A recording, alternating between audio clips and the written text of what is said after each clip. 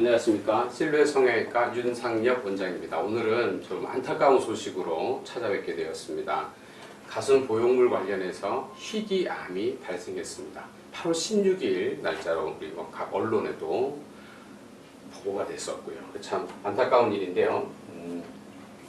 가슴 보형물이 일으킬 수 있는 부작용, 우리가 그 전까지는 구형구축, 딱딱해지는 거라든지 파열이라든지 염증이 생긴다든지 다양한 그런 부작용들이 있지만 사실은 굉장히 확률은 낮았죠. 이번에 우리나라에서 발생 보고가 된 희귀 임파암, 정확하게 하면 보형물 관련 대식 역행성 희귀 임파암이 너무 길죠. 그냥 희귀암입니다. 보형물 관련해서 생기고요. 본래는 2011년부터 이 암에 대한 보고들이 있긴 있었습니다. 근데 처음에 몇 년 동안은 이게 보형물 때문에 생기는 거다, 아니다, 우연히 겹친 것이다, 여러 가지 논란들이 있었고요. 특히 동양인에서는 워낙에 드문 임파암이고요. 또 워낙에 확률적으로도 낮은데 인종적으로도 동양인한테는 잘 안 생기는 게 아니냐, 사실은 이렇게 우리가 몇 년 동안 이야기가 되어져 왔습니다.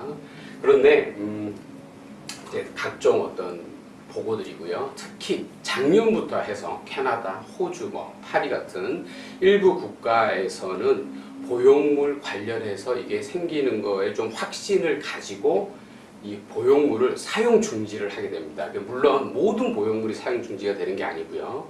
보형물은 많은 분들이 아시겠지만 표면이 부드러운 스무스 보형물이라는 게 있고요. 표면이 까칠까칠한 텍스처 보형물이 있습니다. 제가 좀 보여드리죠. 네, 감사합니다. 텍스처 보형물입니다. 거칠거칠하죠. 불투명색인 거고요. 스무스 보형물은 정말 말 그대로 이렇게 투명하고요. 또 부드럽습니다. 스무스 보형물에서는 이 희귀암이 안 생깁니다. 지금 전 세계적으로 한 750건 정도의 발생 보고가 있습니다. 그 중에 상당수가 특정 회사 제품, 이미 언론에도 나왔으니까 제가 회사 이름을 말하는데도 크게 문제는 없겠습니다. 엘러간사라는 미국 기반의 어떤 다국적 기업이고요. 보형물 제조하는 세계 최대 회사입니다. 특별히 엘러간사의 텍스처 보형물, 특히 물방울 보형물이 다 텍스처이기 때문에요. 이 보형물은 다른 보형물에 비해서 희귀암이 잘 생기는 걸로 6배에서 8배 정도 잘 생기는 걸로 보고가 되어 있습니다.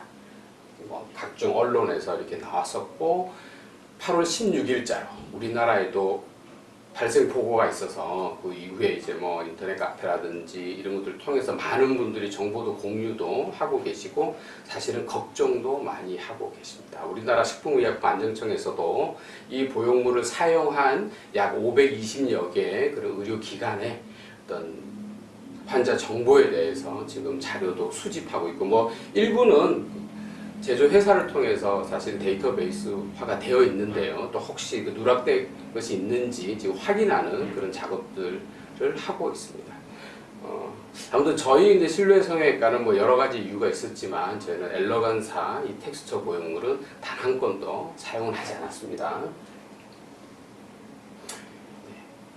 국내 첫 환자가 8월 16일 날 생겼다라는 언론 보도고요. 사실 이게 동양인한테는 없다라고 이야기를 했었는데 실제 싱가포르, 태국, 일본에서 한 건씩 올해 들어서 발생 보고들이 있어서 사실은 좀 걱정은 했었습니다. 저는 이제 개인적으로 그런 보고를 보면서 우리나라에도 발생할 수 있겠다라는 생각들을 했었는데 좀 안타까운 그런 사항들이죠. 그래서 그날 이후에 각종 포털 사이트에 또 보형물 관련 희귀암 검색량이 이제 엄청 증가하고 있고요. 특별히 지금 제가 이 동영상을 찍는 이유는 엘러간사 텍스처 물방울 보형물로 수술 받으신 분들이 사실 좀 불안해 하실 수 있을 것 같아요. 그래서 제가 한 2-3가지 정도 저도 우리나라 성형외과 전문의 중에 한 명으로서 조언을 좀 드리고자 합니다. 첫 번째, 우리가 수술 받으신 환자분들은 본인이 엘러간사 텍스처 보형물로 시술을 받았는지 그걸 좀 확인하시는 게 좋겠죠. 현재 전 세계적으로 리콜이 되는 것은 엘러간사 텍스처 보형물입니다. 실제 그 말고 유로실리콘, 시엔트라라든지 폴리텍이라는 사실은 다양한 회사들이 있습니다.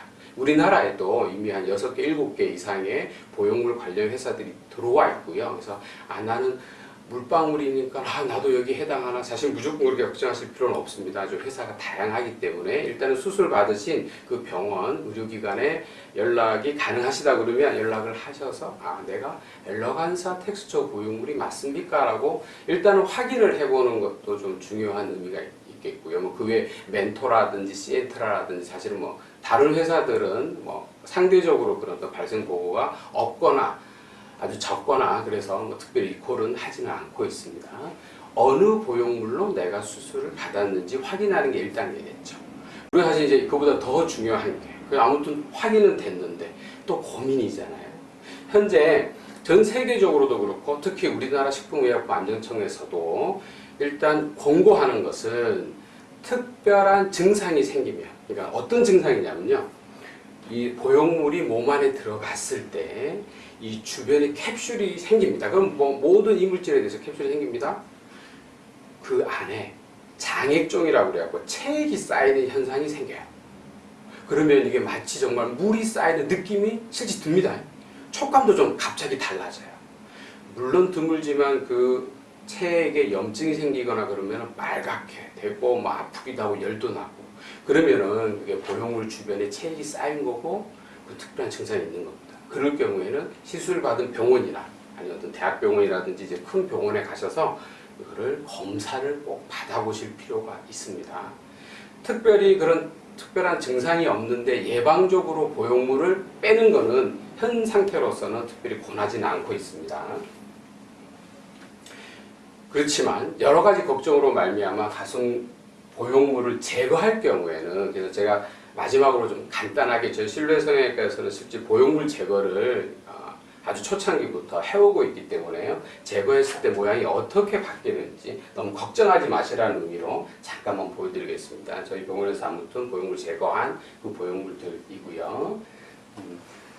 보형물을 빼고 나면 처음에는 약간 좀 가슴 모양이 좀 부자연스러울 수 있습니다. 그렇지만 시간이 지나면, 보통 뭐 짧게는 한 달, 보통 한 3에서 6개월 정도 지나면 보송골 모양의 자연스러운 가슴이 되는데요. 실제 모양을 보여드립니다. 3개월 후에, 그러니까 물론 보형물이 있었으니까 뺐으니까 볼륨감은 줄죠. 그렇지만 큰 모양이 막 심하게 처질 것이다, 이상하게 될 것이다, 너무 걱정하지 마시고요. 이렇게 우리 수술 후의 모습인데, 3개월 후의 모습인데 보실 때 그냥 내가 수술 전 상태로 돌아가는구나, 그 정도로 이해하셔도 충분할 것 같습니다. 다음에는 또 다른 주제로 찾아뵙도록 하겠습니다. 감사합니다.